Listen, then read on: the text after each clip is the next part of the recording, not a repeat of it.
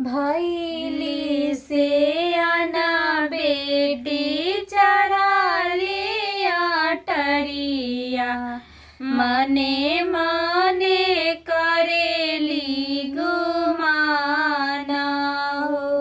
बानी रमोहिया दहेजा कैसे दी, कैसे के होई है बियाह हो। बानी रमोहिया दहेजा कैसे दी, कैसे के होई है बियाह हो।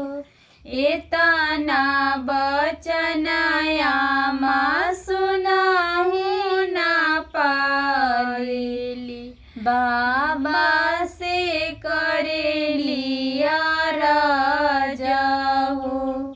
अपने तसुते स्वामी रंगा महलिया, रौरा घरे दियावा कुआर जी। इतना बचना बाबा सुनाहू ना पवले, चली भैले पंडित दुआर हो।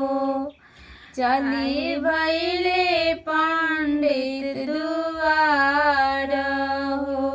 एक में बाबा मोरे लगना सजावेले, दूसरे में नैना डारे लो रहे। इतना जानत राम रियावा के पोसानी हो, धियावा